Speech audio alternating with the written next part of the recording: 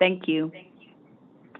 Thank you, and good morning. We are on the record. Today is Monday, February 27th. This is the regularly scheduled Auctioneer Commission meeting, and we will get started. If we're coming through a little bit loud, I apologize. We may be able to get our mics fixed, but otherwise, we're going to go ahead and proceed just to respect everybody's time and get going with the meeting. Notice that this February 27th board meeting was posted on the board's website since May 17th of 2022. And this current agenda was posted on February the 22nd. So before we proceed, I would like to do roll call vote to assure that we have quorum. Mr. Ed Knight? Here. Jeff Morris? Here. Larry Sims? Here. Kimball Sterling? Here. And Dwayne Rogers? Here. All are present and accounted for. Thank you very, very much. The agenda was sent to all of our commission members. If there are any changes, please let me know. Otherwise, we would like to have a motion to accept the agenda as it's presented. Make a motion, we accept it. Second. Thank you. We have a motion by Mr. Kimball Sterling and a second by Jeff Morris to accept the agenda as presented. All those in favor, please say aye. Aye. Any opposed? Thank you. The next item on our agenda is acceptance of the November minutes. Those also were emailed to our members. If there are any amendments that you see fit, please let me know. They're also on your iPads as the first few documents. If there are no changes, I would need a motion to accept and proceed. Second. Thank you. We have a motion by Mr. Edward Knight and a second by Jeff Morris. All those in favor, please say aye. Aye. Any opposed? Thank you. Because this is our first commission meeting for the year, we would like to follow, as always, Robert's Rules of Order for conduct. If there are any questions regarding, our attorney, Anna, will be happy to explain those to you. Otherwise, we would need a motion to follow our meetings and conduct ourselves following Robert's Rules of Law. And make a motion, we accept. Thank you. Do we have a second? Thank you. We have a motion by Mr. Kimball Sterling to accept following Robert's Rules of Law to conduct our meetings, and a second by Edward Knight. All those in favor, please say aye. Aye. Thank you. Any opposed? Thank you. We have no education review for this particular meeting. I think that's a first, but we probably will for the next one. So on your iPads, if everyone will turn and make sure that we are on our director's report. Give me a minute. Let me wake mine up. It is on page 6 of your iPads. You have before you our financial information. This is as of December 2022. The Auctioneers Fund has added an additional $3,208 to the reserve, leaving us with a balance of $497,218. At the last meeting, I believe we also asked about the education fund. That fund, as of the end of January, was at $213,404. This is informational only. Any questions that the members would like more information on? Hearing none, another item that came out of the last meeting is we were looking at or asking for licensing numbers, and so I have that information before you. Basically, our affiliate auctioneers, and this is the number of active individuals at the end of January 31st, 2023. We have 154 active affiliate auctioneers. The latest number to that I'm comparing would be an April 1st, 2020 number, and that was 170, so just a minor decrease. Principal auctioneers as of January 31st, 1,203. The number on April 1st of 2020 was 1,258, so also very minor decrease.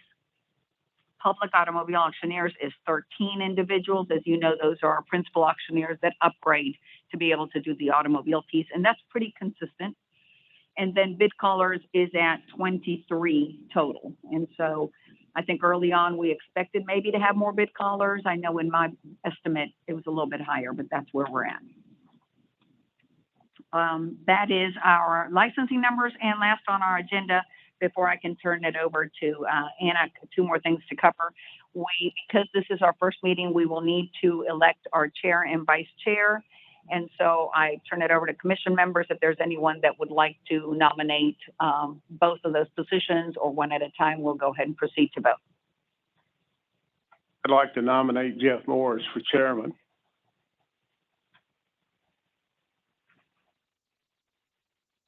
Kimball is nominating Jeff Morris for chairman. Would we like to do vice chair separately and go ahead and vote on the chair? Okay. The nomination is for Jeff Morris to be our chair for this entire year. Are any other nominations? Hearing none, do we have a second? We have a second from Mr. Larry Sims to have Jeff Morris be our chair. All those in favor, please say aye. Any opposed? Thank you. Next, we would need a motion for our vice chair. I'd like to nominate Kimball Sterling as vice chairman, if you would, please. Thank you. We have a motion by Jeff Morris to nominate Mr. Kimball Sterling as vice chair. Do we have a second? We have a motion and a second to nominate Mr. Kimball Sterling as vice chair. All those in favor, please say aye. Any opposed?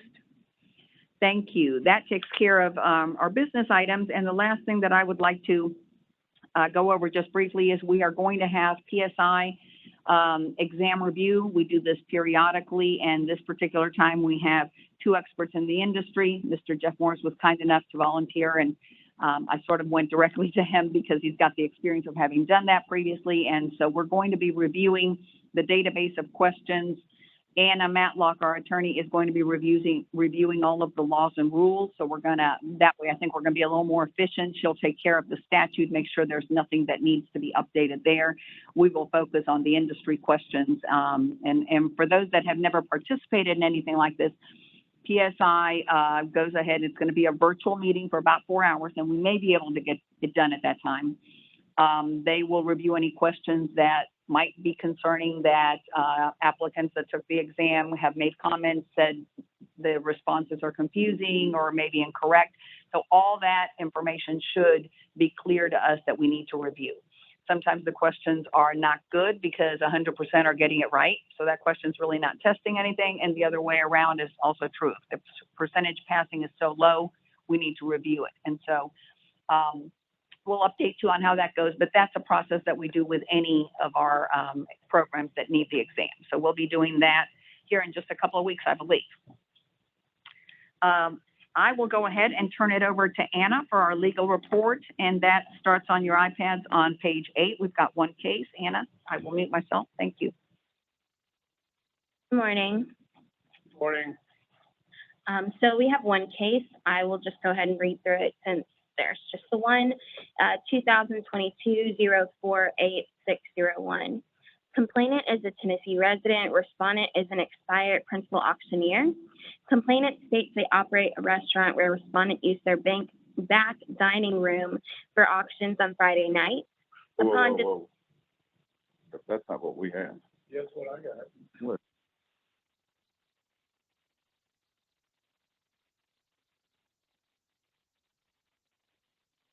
You're on the minutes, I think, from last Okay. month, Jeff. Go all the way to the end. Thank you, Sorry sir. about that. Thank My apologies. Upon discovering respondent's license was expired, complainant stopped permitting use of their dining room. Complainant alleges respondent still conducts auctions in other parts of Tennessee and attached advertisements as evidence. Respondent did not submit a response. Respondent's principal auctioneer license expired on February 21st, 2022. Subsequently, any auctions conducted after that date or any activity requiring a license is unlicensed activity. Therefore, counsel recommends respondent be assessed a $500 civil penalty for violation of Tennessee Code annotated section 62-19-102A1, which states it is unlawful for a person to act as, advertise as, or represent to be an auctioneer without holding a valid license issued by the commission. My recommendation is for a $500 civil penalty. Question by any of the members? Well, did he ever get a license after that, or do you know? After he didn't have a license? He does not have a license. Has not responded as of today's date. We did receive some communication from the licensee in working toward getting a license, but they have not completed or fulfilled their licensing requirement. It's been expired for a year now. Yes.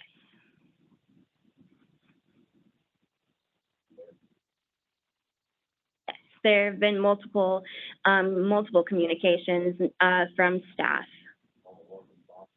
No, I have not received a response, and staff has not received a response, and there have been, yes, multiple responses. Is there a motion from anybody? I agree with the legal department. Vice Chair Sterling, if you could come into the microphone, please. Thank you. Yeah, I agree that we should, agree with the, suggestion myself. As form of a motion. I make a motion, we agree with the presentation. Second. Moved and seconded. All in favor, say aye. Aye. Aye. Motion carries. Thank you. A couple of legislative updates. We just have two matters. One matter is slightly connected to the commission, and one that there is a bill that is currently pending before the General Assembly. It is related to an auction that occurs yearly, one on October 16th, 2023. It is related to antique or unique motor vehicles.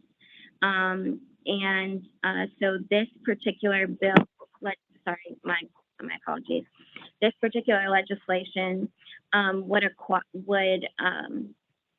is a festival.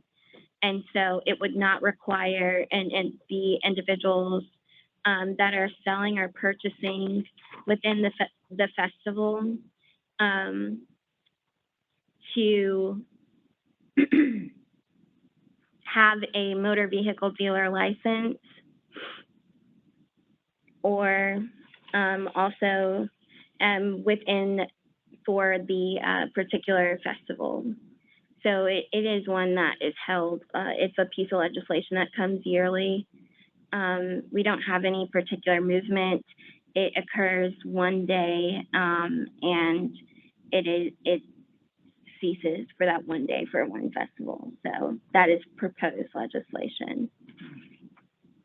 So you're going to be exempt from an auctioneer's license in that legislation? It states, so not what it states, a motor vehicle dealer license is not required to sell or purchase previously titled antique or unique motor vehicles through an auction format held in conjunction with a motor vehicle festival. It does not mention auction licenses. Within purview, obviously. Right, but it does touch auctions, so that is why it is mentioned here. The other piece of legislation is part of an administrative bill. It doesn't really impact this it does impact your chapter.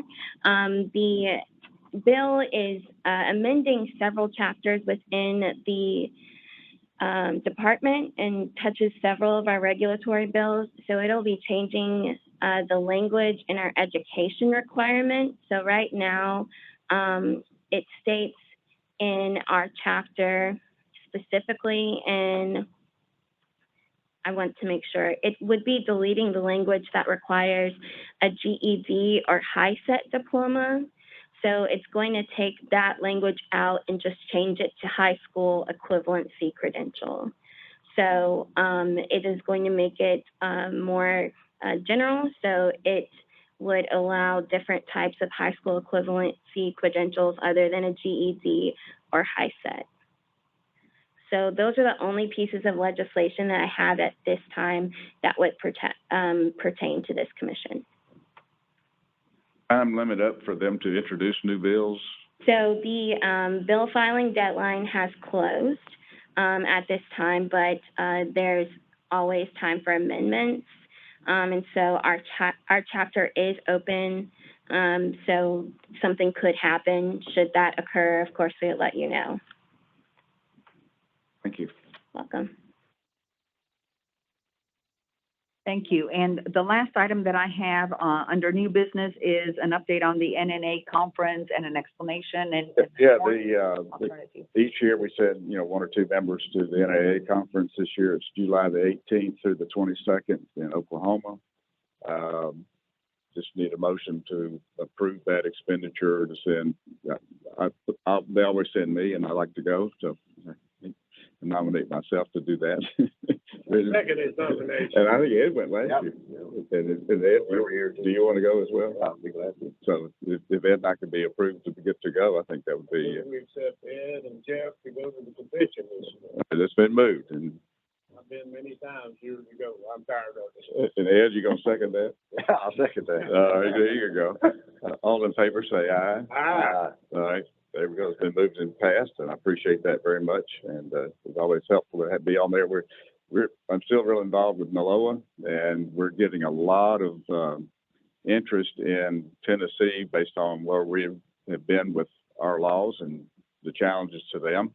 And so we get calls from a lot of other states about what are you guys doing? Online auctions still are the most dominant way of selling for auctioneers now. COVID has changed a lot of our businesses, and I think permanently, although some of us are getting back into the live auctions, it's the online portion of it is always going to be I guess more than 50%. I guess everybody here is doing more than 50% online auction. So that part of it is getting a lot of attention. Other states are trying to figure out how to get their arms around it. I think Louisiana is the only state that has definitively stated that an online auction is the same as a live auction as far as their laws are concerned, and they have passed that statute, and it is state law in Louisiana. But I don't know of any other state yet that has done that. I know other states are looking at it, but a lot of eyes on Tennessee.